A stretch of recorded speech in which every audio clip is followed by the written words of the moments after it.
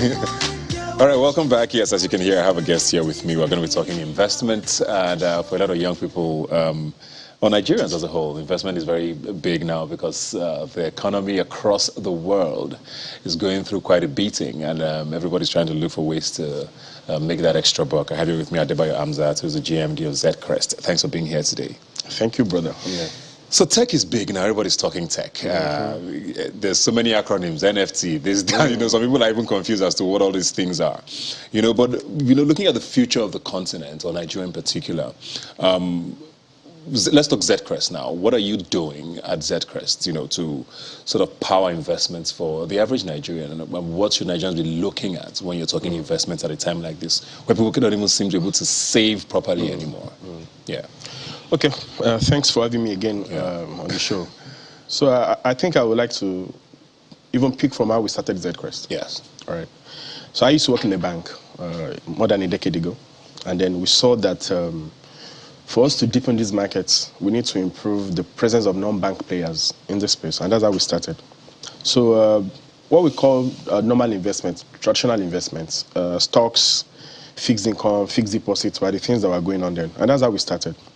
And as we developed as a business and we built more stuff, now we realize that we need to also provide avenues for other people to play in the same space. So now we have an asset management business, all right? But all of this is still part of traditional investing. What is really investment, if you think about it? It's something you add value to, and then it gives you a stream of income over the years, right? And you have to look around you to see where you can solve problems.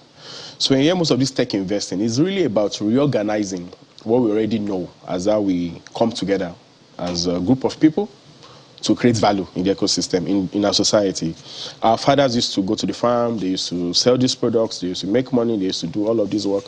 And now we're seeing that Africa as a continent is one that is driven largely by the informal sector. As much as 80% of the economic activity on the continent is informal. About $1 trillion in sales every year coming from the informal sector. And that figure is funny because if it is informal, then who is measuring?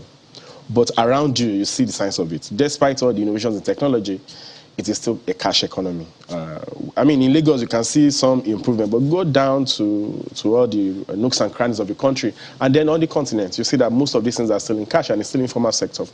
But even though this is how we run our continent, we can look to the West and see how much more efficiency we can gain. If we reorganize how we do our stuff, power it with more technology, more data-driven decisions, and a better way of doing things, and you can even unveil more value. I'll give you an example. One of the oldest industries in Nigeria is that of the middleman.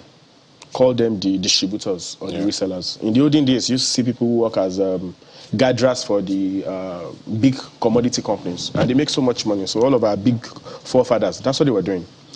And now we see it in today's world. You have people who call distributors in the market, people who buy from the manufacturers, and then they have these big shops at Okeari Market, and then they're selling to other retailers who would now sell to you and I. So that value chain is like 5 deep, 5 different players. So a lot of value is going on there, but the value it's almost like when you are boiling something and using a very bad pot. You are losing a lot of the heat rather than using it to cook.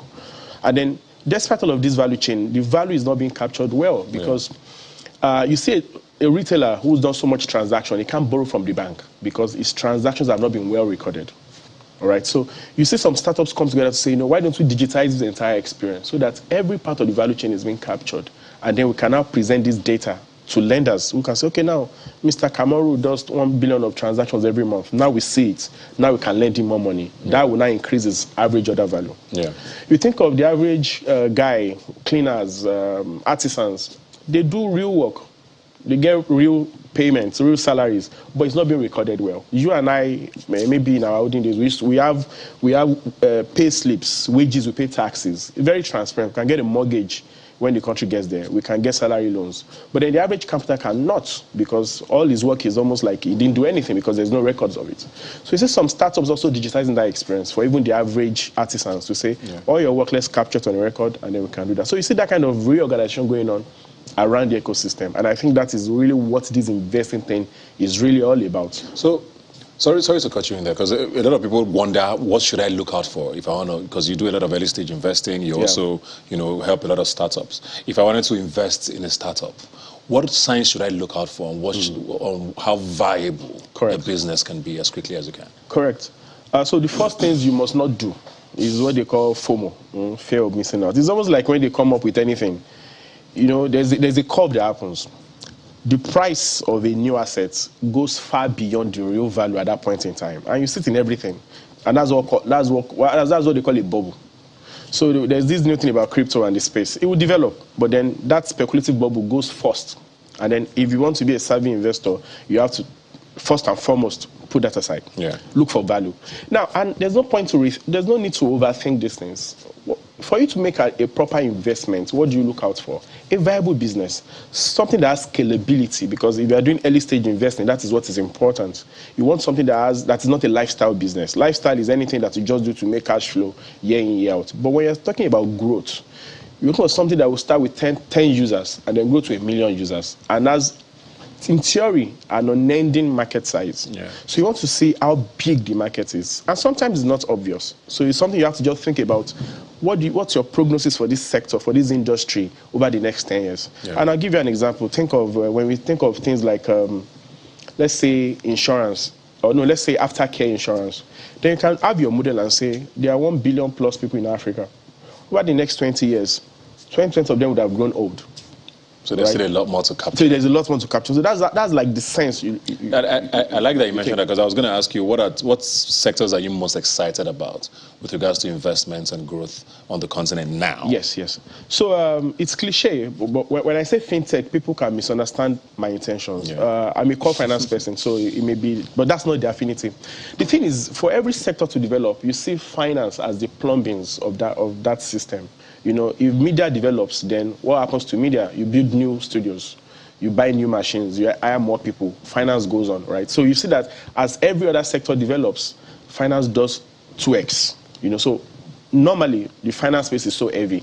And if you look at Nigeria, what makes an economy really work is credit, all right? But in Nigeria, in Africa, it's not yet happening. None of my staff, for example, has a mortgage. None of them got their car loan. None, right? But in the West, it's different. It's credit-driven.